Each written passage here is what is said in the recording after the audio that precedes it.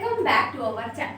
Last के videos में हमने मनी के चैप्टर का बार्टर सिस्टम का सेक्शन कवर किया था। आज हम उस चैप्टर को थोड़ा आगे लेके जाते हैं और सेकंड पार्ट उसका डिस्कस करते हैं, जो है हमारा मनी।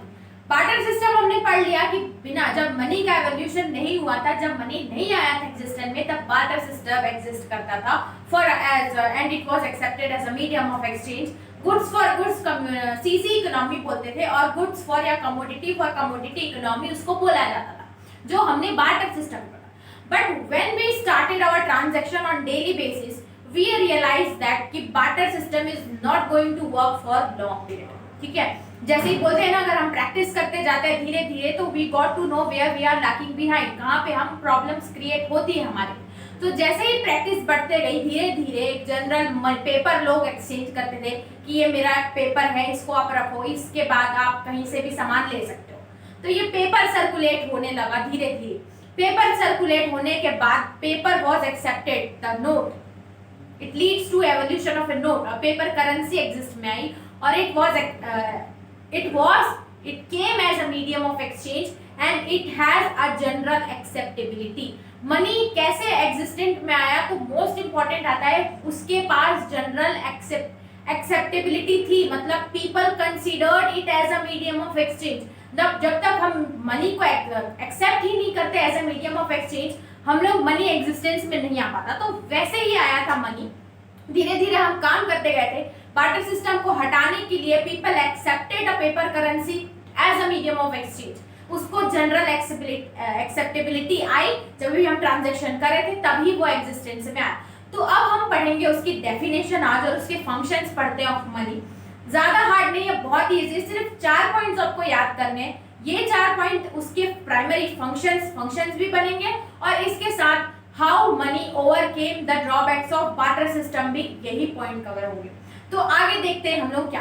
पहले हम लोग देखते हैं कि मीनिंग ऑफ मनी, मनी का डेफिनेशन क्या होगा। मनी का डेफिनेशन भी ये 4 पॉइंट्स होने हैं। आपको इस चैप्टर में ज्यादा मेहनत लगेगी ही नहीं, सिर्फ 4 पॉइंट्स आपको रट लेने हैं। वो क्या होगा मैं आपको अभी बताऊंगी। वो 4 पॉइंट आप रट लोगे तो आप उसको यूज कर सकते हो during the time of framing a definition for money. Money की डेफिनेशन में at the time of noting the primary functions और फंक्शंस ऑफ मनी, या how many overcame the drawbacks of barter system में भी वो 4 पॉइंट यूज हो जाएंगे। बस वो 4 पॉइंट को थोड़ा आपको मोल्ड करके लिखना पड़ेगा, समझ अंडरस्टैंडिंग बस आप कर लेंगे, बहुत इजी।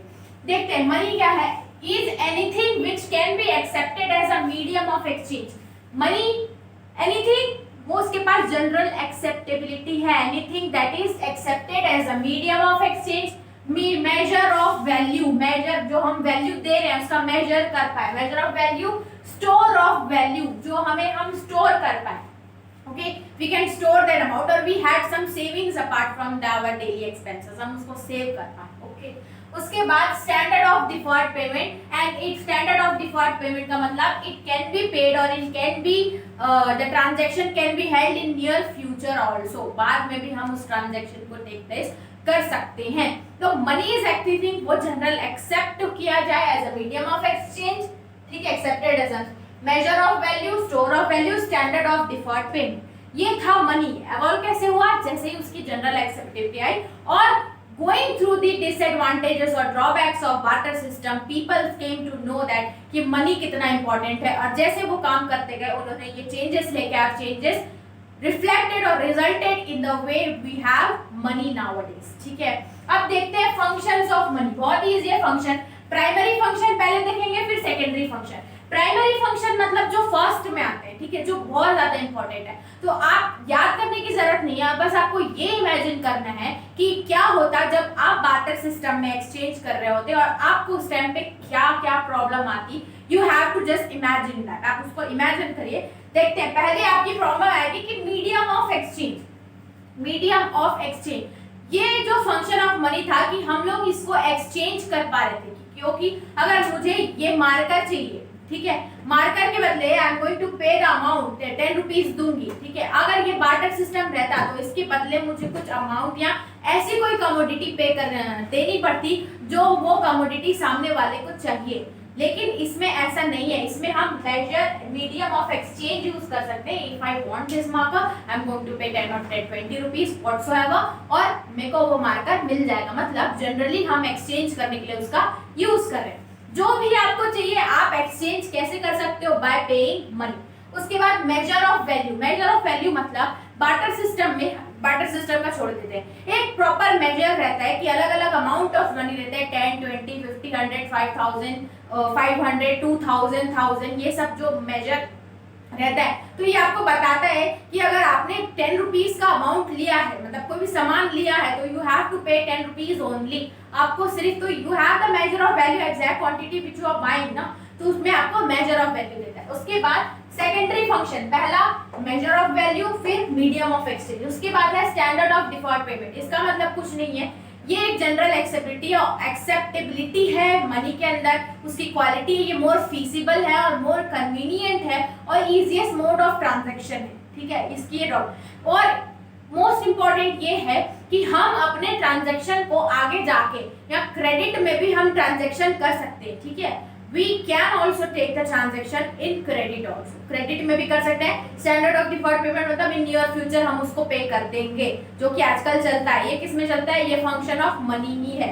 उसके बाद आता है store of value. You can store the amount of, यहाँ कितना भी अमाउंट ऑफ मनी रहेगा, you can store in either in banks और इन होम और वेयर एवर यू कैन, ठीक है, जहाँ पे भी आपको चाहिए वहां पे आप मनी को स्टोर कर सकते हो। ये है फंक्शंस ऑफ मनी। पहला है मेजर ऑफ वैल्यू, मतलब हम मीडियम ऑफ एक्सचेंज, कि it is accepted as a medium of exchange. Standard of deferred payment, money के हेल्प से आप फ्यूचर में भी ट्रांजैक्शन कर सकते हो। Store of value, you can store your money और, ठीक है।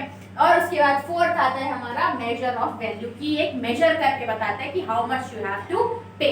ये है फंक्शंस, बहुत इजी है, बस आपको याद रखना है कि मनी की क्या क्या एडवांटेजेस होती है। उसके बाद नेक्स्ट क्वेश्चन आता है हमारा, how money has overcome the drawbacks of barter system। Barter system में जो भी ड्रॉबैक्स या जो भी डिफिकल्टीज हम फेस कर रहे थे, उसको कैसे ओवर किया बार्टर सिस्टम, ये मनी ने। तो पहला हमने फंक्शन क्या पढ़ा, मीडियम ऑफ एक्सचेंज, कि उस टाइम पे जब ये चलता था तो मीडियम ऑफ एक्सचेंज हमारे पास कुछ भी नहीं था, ठीक है, आपको सर्च करना है। उसने एलिमिनेट किया जो प्रॉब्लम थी double coincidence of wants. Double coincidence of wants में आपको सर्च करना पड़ता था कि the person who is going to buy your commodity and in return the person has that commodity only which you need और which you want, ठीक है, जो उस टाइम पे आपको चाहिए वही कमोडिटी ही है।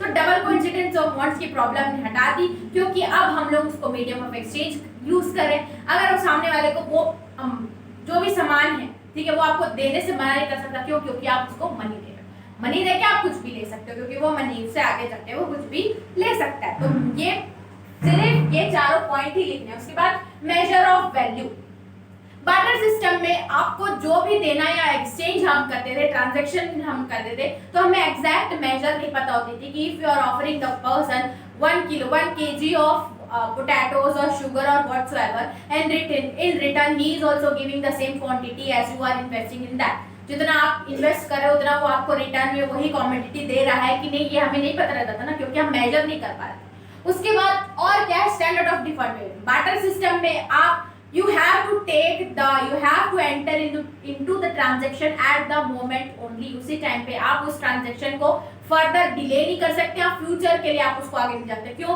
क्योंकि जो कमोडिटी है may be it won't last long, वो ज्यादा टाइम तक वो नहीं चल पाए। आप उसको फर्दर आप नहीं बोल सकते ना कि 1 किलो मैं आलू आज दे रहा हूँ, मतलब मुझे ये दे दे आगे, ऐसा नहीं होता, तुरंत ट्रांजेक्शन होगा। तो ये प्रॉब्लम भी हटाई है किसने, मनी ने। उसके बाद है स्टोर ऑफ वैल्यू, बहुत इंपॉर्टेंट है। अगर आपके पास इस टाइम पे आलू बहुत सारे हैं तो you can store it for long period of time to enter in transaction in the next month. आप नहीं कर सकते ना, आप उसको स्टोर नहीं कर सकते। और अगर स्टोर कर भी लेंगे तो क्या ऐसी पॉसिबिलिटीज है कि सामने वाले पर्सन को भी वही चाहिए होगा which you are offering now, then जब भी आप उसको ऑफर कर रहे हैं। तो ये चार जो प्रॉब्लम्स थी, ये मनी के एवोल्यूशन से जो भी थी ड्रॉबैक्स थे हमारे इसके बार्टर सिस्टम के, वो ओवरकम। तो ये था हमारा पूरा टॉपिक मनी के बारे में और फंक्शंस ऑफ मनी और ड्रॉबैक्स ऑफ मनी।